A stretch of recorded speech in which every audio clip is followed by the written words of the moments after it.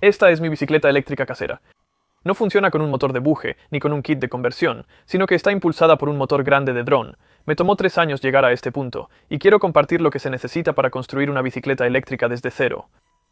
Así que tómate algo, siéntate y vamos a retroceder 3 años.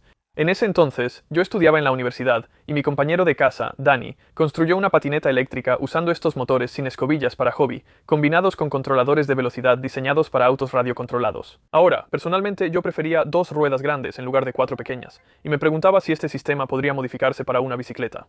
Así que compré una bicicleta barata en Amazon con un motor grande que podía fijarse a la parte trasera del cuadro, usando un soporte impreso en 3D. Este motor luego impulsaría la rueda trasera mediante un sistema de correa y polea, donde la polea trasera grande también fue impresa en 3D y sujetada a los radios de la rueda con bridas. Este sistema de transmisión funcionó bien, pero el controlador de velocidad barato tenía un pequeño problema. La entrada del acelerador controlaba la velocidad del motor y no la potencia de salida.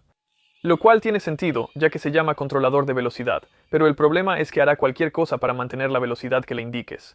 Entonces, al subir una colina, si el motor no puede mantener la velocidad que deseas, el controlador de velocidad enviará una gran cantidad de corriente a las bobinas y quemará un poco el motor. Después de esto, no quería gastar demasiado dinero en un proyecto que podría no funcionar, pero tampoco quería arriesgarme a usar el mismo controlador de velocidad y quemar otro motor. Así que compré un BESC o BESC. Este controlador de velocidad costaba el doble que el anterior, pero tenía capacidades de limitación de corriente, lo que significa que el motor prácticamente nunca se quemaría si configuraba el límite correctamente. Además, no quería comprar otro motor, y por eso terminé rebobinando el motor a mano. Por eso las bobinas en el video original de la bicicleta eléctrica se ven diferentes a las bobinas originales del motor. Y fue este motor rebobinado y la configuración BESC lo que impulsó la bicicleta en mi primer video de bicicleta eléctrica, en el 2017. Pero había algunos defectos fundamentales en el diseño. El primero era que la relación de poleas era demasiado alta, lo que significaba que la aceleración no era muy buena. Por el lado positivo, tenía una velocidad máxima de 34 millas por hora. Luego imprimí en 3D una polea nueva y más grande, lo que produjo más torque en la rueda trasera. Pero esto también reduciría la velocidad máxima. Y así comenzó mi búsqueda de más potencia, así que construí este montaje ridículo. Sí, son 2 motores conectados a un portaequipaje encima de la rueda trasera. Estos 2 motores estaban conectados entre sí mediante una sola correa para impulsar la rueda trasera, pero nunca recorrió más de un par de cientos de metros debido a un problema imprevisto. Cuando este motor aplicaba torque a la correa, aumentaba la tensión aquí, pero también disminuía la tensión acá, lo que significaba que la menor tensión alrededor de la segunda polea hacía que la correa se saltara, dejando inútil el segundo motor. Luego hice este soporte donde solo había una polea de salida que impulsaba la correa principal, y una correa secundaria más pequeña que conectaba los 2 motores. Esta configuración funcionó sorprendentemente bien y tenía mucha potencia.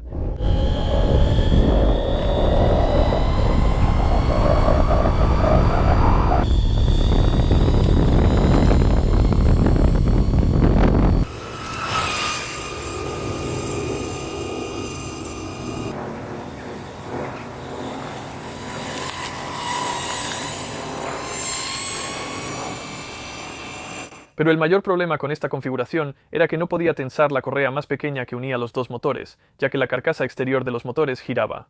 Además, poco después, uno de los 2 controladores de velocidad se descompuso.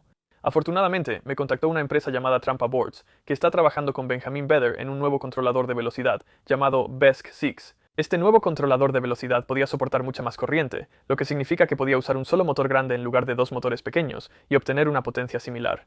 También invertí en algunas celdas de ion de litio para construir un paquete de baterías de 44 voltios y 15 amperios, y fabriqué un soporte de motor en parte impreso en 3D y en parte de aluminio, que era bastante similar a la versión 1 de la bicicleta eléctrica, pero con casi 3 veces más potencia.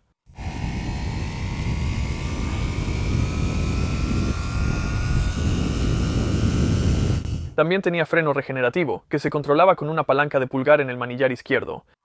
La recarga regenerativa se activa al acercarse a esto, pero después de muchas pruebas solo aumentó la autonomía en aproximadamente un 3.5% y dale potencia.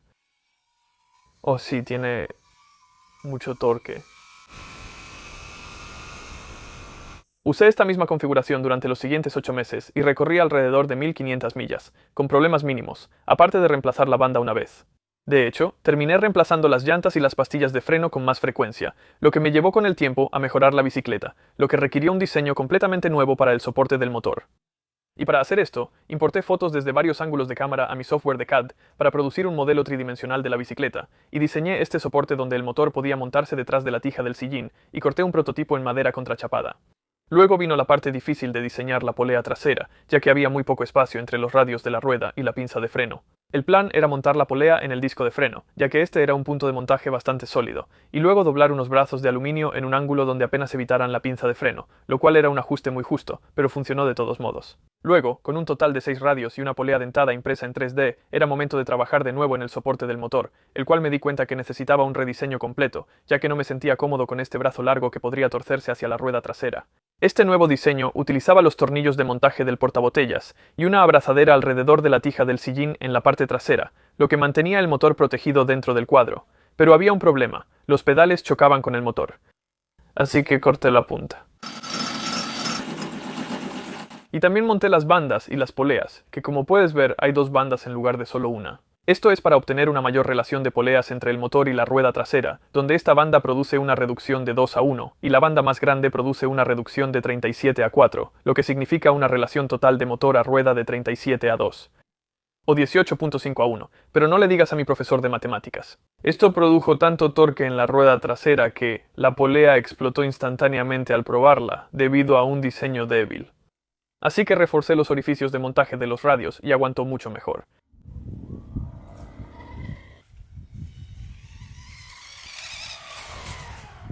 Pero luego empecé a tener problemas con el motor.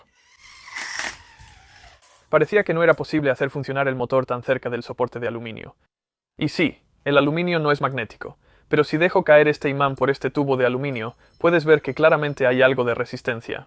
No entraré en detalles sobre cómo funciona, pero estaba causando tanta resistencia en el motor que el motor perdió sincronía con el controlador de velocidad, y por un corto periodo intentó girar en la dirección equivocada, haciendo que la banda saltara y produjera ese ruido horrible, así que tuve que ensanchar un poco la ranura. Además, el eje se estaba deslizando en el motor debido a mi genial idea de cortarle el extremo, así que tuve que hacer esta placa para mantenerlo en su lugar. Luego imprimí una cubierta en 3D para el motor y la bicicleta estaba lista para una prueba de manejo. Y este fue el último video de bicicleta eléctrica que subí a YouTube.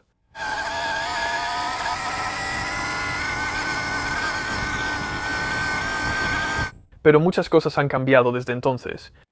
El sistema de doble polea producía mucho ruido y resistencia, lo que reducía la eficiencia y la autonomía. Así que giré el motor y fabriqué un nuevo soporte, que conectaba la salida del motor directamente a la correa principal de transmisión, y rediseñé completamente la gran polea trasera para fabricarla de una sola pieza de aluminio, lo que eliminó la necesidad de los radios individuales, y la separé del freno usando algunos discos de aluminio. También programé una placa Arduino para recopilar datos en serie del controlador de velocidad y mostrar toda la información importante en una pantalla LCD. Si tienes un BESC 6 y quieres hacer una pantalla similar, dejaré un enlace en la descripción para más información. Y este fue el diseño final, durante el siguiente año y medio, hasta que decidí mejorar el motor. El diámetro de este nuevo motor es 25% más grande que el motor anterior, y tiene 42 imanes en lugar de 14, lo cual no tenía idea si mejoraría el rendimiento, pero valía la pena intentarlo. El único problema es que a este motor le faltaba un eje de salida lo suficientemente largo para montar una polea, ya que también está diseñado para montar hélices. Así que tuve que fabricar mi propio eje, que se atornillaría a la carcasa del motor, pasaría por todos los rodamientos y se conectaría a una polea, así.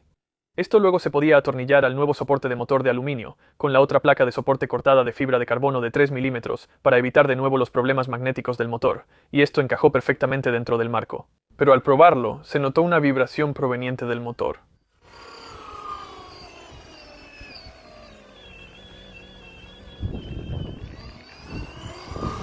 Esto se debió a mis habilidades amateurs con el torno, donde maquiné el eje un poco demasiado pequeño y había juego en los rodamientos. Así que esta es mi solución, un tornillo de hombro de 12 milímetros. Estos tornillos tienen una sección de eje que está mecanizada perfectamente para encajar en los rodamientos, pero para convertirlo en un eje de motor utilizable, limé la cabeza para que encajara en un soporte de aluminio que corté en mi router CNC.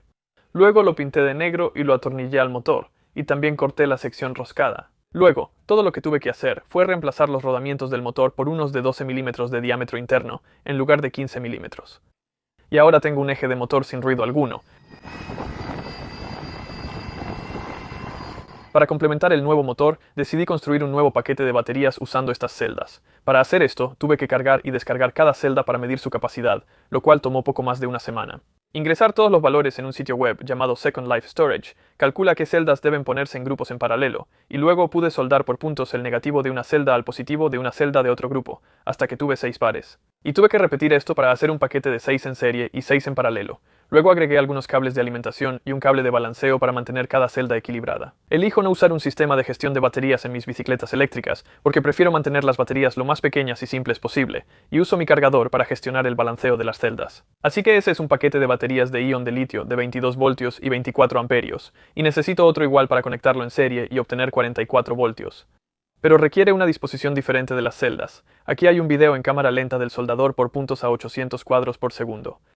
No siempre debería hacer chispas así, lo que pasa es que sostuve los contactos en ángulo, lo cual se ve bastante genial, pero también destruye las puntas de soldadura. Este nuevo paquete de baterías tenía la misma configuración de 22 voltios y 24 amperios, pero estaba ligeramente inclinado para no chocar con el marco, lo que, al sellarlo con termorretráctil, resultó en un ajuste muy justo. Luego imprimí en 3D una protección que sobresalía a la misma distancia que la polea del motor para evitar que mi pierna la tocara, y esta protección tenía orificios hacia el motor para ayudar con la refrigeración. En el otro lado del cuadro, casi todo el motor estaba cubierto para evitar que entrara suciedad y agua, pero dejé algunas ranuras en la parte trasera para el flujo de aire, lo que parece evitar que el barro que salpica desde adelante entre. El único problema es que el flujo de aire transporta polvo, y como el fabricante del motor lo diseñó para un rendimiento de enfriamiento notable, también aspira mucho polvo. Así que planeo construir un filtro de polvo para los orificios de entrada de aire, usando espuma de celda abierta en el futuro. Entonces, ¿te recomendaría construir una bicicleta eléctrica como la mía? El rendimiento del motor de 3.5 kilovatios es excelente, permitiendo que acelere a 30 millas por hora en unos pocos segundos.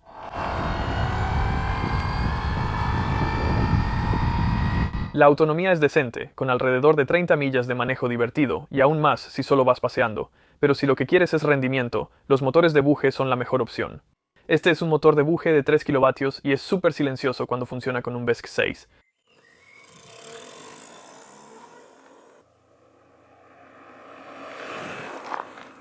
Además de tener una mejor aceleración,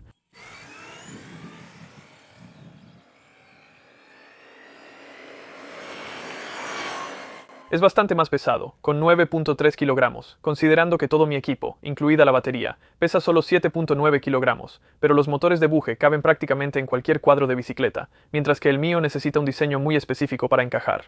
Una gran ventaja del mío es que se puede convertir de nuevo en una bicicleta normal en 1 o 2 minutos, simplemente quitando la batería y sacando la correa, dejando el motor y los cables, lo que añade unos 2.5 kilogramos de peso. Sé que muchos de ustedes que siguen mi canal son ingenieros y lo más probable es que quieran construir una bicicleta eléctrica desde cero, y la pregunta más común que me hacen es, ¿cómo eliges el motor correcto? Estos motores sin escobillas de uso hobby tienen 2 especificaciones importantes. El tamaño del motor normalmente se indica con un número de 4 dígitos. Por ejemplo, este es un motor Turnigi 6374, y no recomendaría usar uno mucho más pequeño que este para una bicicleta eléctrica. La segunda especificación, y probablemente la más importante, es la clasificación kV, que no es una medida de kilovoltios, sino la constante de velocidad, y básicamente se relaciona con qué tan rápido girará el motor dependiendo del voltaje de la batería que tengas. Por ejemplo, alimentar este motor de 149 kV con una batería de 50 voltios hará que gire aproximadamente a 7500 RPM. Idealmente, para este tamaño de motor, quieres estar entre 100 y 200 kV para una bicicleta eléctrica. Lo siguiente que hay que calcular es la relación entre el motor y la rueda. Ya sea que elijas usar un sistema de correa, cadena o engranajes, debe haber una relación entre los dos. A lo largo de todos mis desarrollos de bicicletas eléctricas, me he dado cuenta de una regla de oro para hacer esto bien, y es este cálculo. La clasificación kV multiplicada por la relación entre el motor y la rueda debe ser aproximadamente 10. Por ejemplo, mi primera bicicleta eléctrica tenía un motor de 149 kV con una polea de motor de 14 dientes y una polea de rueda de 125 dientes, lo que da un resultado de 16.7, que es demasiado alto, y es la razón por la que le faltaba torque. Mi versión 3 de la bicicleta eléctrica tenía un valor de 10.4, que era prácticamente perfecto, y mi última versión tiene un valor de 11.2, lo cual sigue estando bien, ya que el motor es bastante más grande y puede manejar el torque. Curiosamente, el motor de cubo de 3 kilovatios es de 8.9 kV, que al ponerlo en la ecuación con una relación 1 a 1 da un valor de 8.9. Así que, esencialmente, esta ecuación convierte el valor de RPM de un motor más pequeño en su equivalente para un motor de cubo. Así que espero que esto haya sido de interés para algunos de ustedes, y con suerte, inspire a algunos a intentar construir su propia bicicleta eléctrica. Si disfrutaste el video, sería genial si pudieras dejar un pulgar arriba aquí abajo. Si eres nuevo en mi canal y quieres ver otros proyectos locos, haz clic en suscribirte aquí abajo. Gracias de nuevo por ver y nos vemos en el próximo video. Adiós.